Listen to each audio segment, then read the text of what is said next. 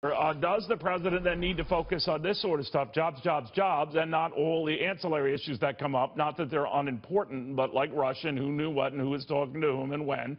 And then the mainstream media, whether it's fake news, real news, in-between news.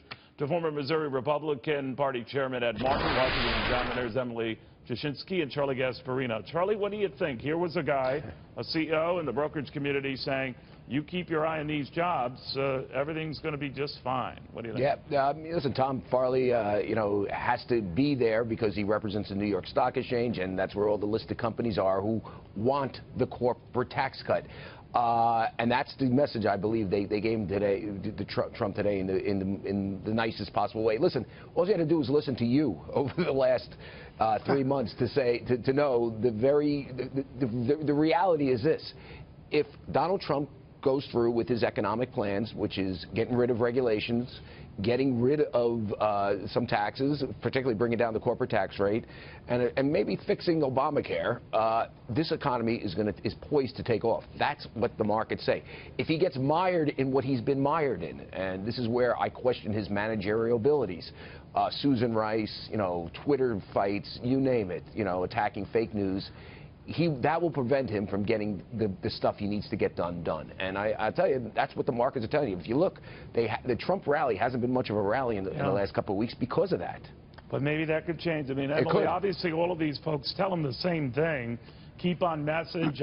Don't worry about the distractions. When you're focused on this, and this is your knitting, this is where you have the greatest comfort, talking to fellow business titans and the like about how they can get more jobs and all. You stick to that message, you can't help but succeed. What do you think? Yeah, well, I like hearing him talk like this. This is obviously his language. I mean, this is where he thrives. This is what he's used to. He's been doing this for decades. He sounds incredibly informed on these issues. And I think really he's still playing within the framework of the mainstream media. And he has to realize that, because every time he tweets, it gives the left and the mainstream media ammunition really to poison the public against him. And the more he poisons the public against him, the more that approval rating continues to dip down, which is pretty low right now, the more difficult it's going to be for him to get moderate Republicans, those Tuesday group members, or to get Democrats to compromise with him on tax reform or on, infrastructure plans, which he really needs. Polling numbers already show the left's base does not want them to compromise with Trump at all. Well, they're not going to. I think this whole Gorsuch thing proves that. So, Ed Martin, the question then, how many of the Republicans can he corral together? And do you think revisiting health care, as he's doing right now, is a wise idea? Could he run across the same roadblocks, or do they have to address a rework of health care to get to the tax thing? Because I could see that being another nightmare for him. Yeah, with all due respect to the three of you, I kind of maybe would position Trump as a different kind of CEO. He's more of an entrepreneur. He thrives on a meeting with the Chinese leadership in 3 days, and Gorsuch on Friday, and health care. Rand Paul was out with him golfing, and Obama liked to play golf with his pals. Trump likes to play golf with people that he wants to get things done with. And Rand Paul comes out and supports the president not once but twice afterwards. I think to Charlie's point, he gets distracted on these things. That might be legitimate distractions. Do they tick him off? I mean, listen, do they get in the way of progress? That's all I'm saying.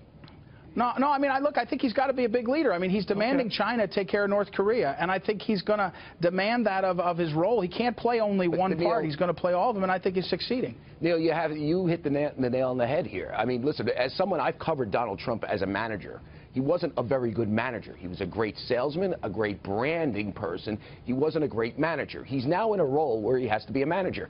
And my one question is this, and this is what the markets and a lot of people are saying: is Donald Trump temperamentally suitable to be normal for a long period of time, where he can manage through this stuff and stay away from some of that craziness? And I don't know. And if he is, we do know he's in his knitting and his comfort zone when he's meeting with these kind of guys. His 17th such powwow, Emily, we've seen him, and he's very comfortable with this group. And they with me. Where do you see this going? I mean, Emily first. Okay. Go ahead. Well, yeah, I mean, I was going to say, the more that you have those clips that you just showed on the news, I mean, the more that the American people see the president in that environment where he's actually, I mean, he sounds fantastic, that's actually huge for him. So the more that he can get the media to focus on that, the better. And he is a master manipulator of the media. And so if he can figure out a way to do that, awesome. He'll have a lot of support But growing. he did that during this is my one caveat, he did it during the State of the Union. The markets went up 300 points. Right. And guess what he did after that? He went in crazy town on Twitter, and the markets went down. And that's leaving the sort of conundrum potential here. crazy town moments aside, and it's always in the eye of the beholder, do you think that the president now, meeting with these CEOs to the degree he has, and all, is going to get the bang for the buck in all the meetings here, that they're committing jobs?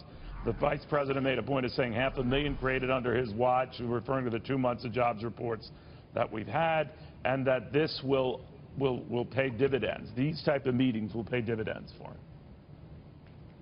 Well, look, what I think is the president is a master persuader, and what he's done is the psychology of the economy is getting better and better. So these CEOs are going back, and Farley's going to go back and talk about how on top of it the president was. But I also think that out here in America, the real America, we want to see a guy taking on the problems that we're seeing on the Hill. We want to see him taking on the powers that be in the intelligence community. I mean, guys, he's a man. You said it. You're right, but I disagree. He's not a CEO. Like, he's a salesman. You're right. The president is never a CEO. He's got to have a better team. Bannon, Priebus, everybody doing their job. But he's got to sell America getting better, and he's doing it. The poll numbers, I would disagree. He failed at his first sales job. He failed miserably. That's okay. That's okay. Well, that was a everybody big that sells one. knows That's you got to okay. fail. You failed 9. That's a big one. Of course it's okay. His approval rating You failed 9 times to get the 10th sale. I mean, succeeding means failing at sales. Let's be real clear here where we're talking about failure. Where it was dollars to donuts, where you had to get health care passed because a lot of people believe that the tax cuts are premised on it. He failed. He could not convince. That's not all on him. That's not all on him. Some of it is. No, of course not. And don't you think every salesman, every great salesman would tell you that they fail 7, 8, 9 times out of 10, and they keep making more and more progress. So Trump went back to the drawing board and said, "We'll do better." That sounds like a mature leader to me. I went to school in Missouri, the show me state. Show me. I think he's showing you. He knows the president. He's the president of the United States. That is profound right there. And every great manager takes ownership when they fail. That's true. We'll see. It's still early, guys, right? We're not even 100 days into this.